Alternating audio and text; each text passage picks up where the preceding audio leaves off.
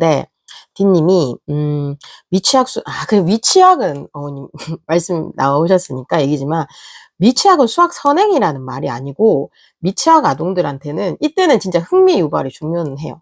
그러니까 내가 왜 제 기준에서 얘기하면 전 책가방 매는 순간 고통의 시작이라고 아이들한테 이야기를 했었거든요. 그러니까 어설프게는 하지 않았어요. 그러니까 제가 나름대로 제가 처음부터 막 놀이 학교를 막 보내면서 놀이 학교는 놀이를 위한 공간이잖아요. 그리고 내가 어린이집을 보낼 때는 그러니까 보육이 목적이지 교육이 목적이 아니잖아요. 그러니까 그 엄마 나름대로 그 선이 좀 분명하셨으면 좋겠어요. 그러니까 내가 어린이집을 보내면서 보육도 하면서 교육도 같이 했으면 좋겠다. 일타쌍피 좋긴 한데 그런 경우는 좀 드물거든요. 그러니까 그러니까 내가 뭔가를 시작할 때 있어서 내가 뭔가를 이 선택이라는 걸 했을 적에는 목적과 취지가 좀 분명한 게 필요는 하거든요. 그러니까 미취학 아동의 수학 선행도 그러니까 미취학 아동은 수학 선행이라는 게 딱히 없단 말이에요. 그러니까 어머님들이 보통 사고력을 말씀을 하시는 거거든요. 그러니까 왜냐하면 얘들은 미취학 아동도 종류가 많긴 해요. 미취학 아동도 뭐 한글 다 띈 애들도 있고 한글만 띄고 이해는 못하고 뭐 이런 경우가 굉장히 많잖아요. 그렇다 보니까 수학 선행이라는 개념보다는 진짜 미취학 아동들한테는 만약에 그냥 엄마랑 그 있잖아요. 제이미 맘이 영재 모먼트 나왔듯이 깎아주면서 그런 거 별거 아닌 것 같은데 그런 데서 시작을 할 수도 있거든요. 호기심 유발이 굉장히 중요해요. 그러니까 만약에 D님 아이가 한글을 이해를 못하는데 그러니까 기준은 미취학 아동일 때는 제일 중요한 기준은 얘가 한글을 떼고 수학을 해야 된다는 거예요.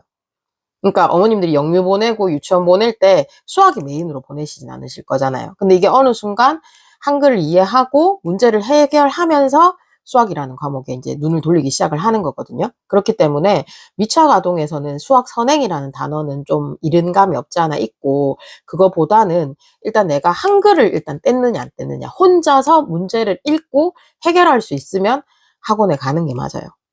그러니까 학원에 가는 게 맞지만 그게 아니고 보통 제가 뭐 조심스럽게 말씀드리면 이렇게 미취학 아동들 한글은 못 뗐으면 선생님들이 테스트를 하실 때 선생님 옆에서 읽어주는 경우가 많거든요.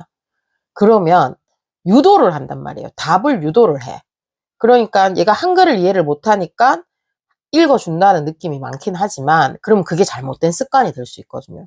미취학 아동인데 급한 것도 아닌데 그러면 우선순위가 수학이 먼저가 아니고 한글이 먼저가 돼야 된다는 게 우선이거든요. 그러니까 한글을 띄고 난 뒤에 이제 문장제 문장을 하는 거고 그전에는 그냥 뭐 구구단 외우고 뭐 그런 거 많잖아요. 이씨 커지는 2단부터 시작해서 구구단 송도 많고 그러니까 숫자와 조금 뭐 이렇게 친근감 있게 일단 먼저 좀 접근을 하시고 영재 모먼트 있잖아요. 자, 엄마가 아까 5개 줬는데 할머니가 7개를 먹어버렸네? 그럼 엄마 그런 건 있을 수 없어. 그럼 영재 모먼트 맞겠죠. 마이너스 개념이 모르는데. 맞잖아요. 그런 식으로 약간 던지기 식으로 얘가 수를 가지고 놀 수 있는지는 엄마가 그냥 체크해 볼 수는 있다고. 그래서 엄마가 욕심이 조금 더 생겼다? 그러면은 무조건 막 그러니까 한글을 먼저 띄고 학원에 발을 들여야 되는 거지, 한글을 덜 띄고 난 뒤에 문제를 읽어주는 학원은 일단 저는 비추라고 생각을 해요. 그러면 나중에 얘들은 안 그래도 어머님들 계속 초등학교 때나 중고등학교 때 끝까지 문제가 되는 건 문제를 읽지 않고 문제를 푸는 거거든요. 그러니까 얘들 눈에는 벌써 문장은 안 가 있고 그림에 가 있다고. 그러니까 뭐 미취학 아동들 어머님들이 저도 뭐 팩토 그건 도형이다 보니까 하시라고 이렇게 추천을 드리거든요. 근데 이것도 잘못된 병폐가 뭐냐면 도형은 애들이 보는 거가 걔들한테 도형을 묻는 게 진짜 기하를 묻진 않을 거잖아요. 그렇다 보니까 얘들이 크게 생각을 안 하고 그냥 동글뱅이만 친다고. 그런 잘못된 습관을 형성해 줄 수 있기 때문에 특히나 머리가 좋은 아이들이 조금 더 그런 게 있거든요. 그럼 괜찮아요. 컨트롤 C, 컨트롤 V 해버린다고.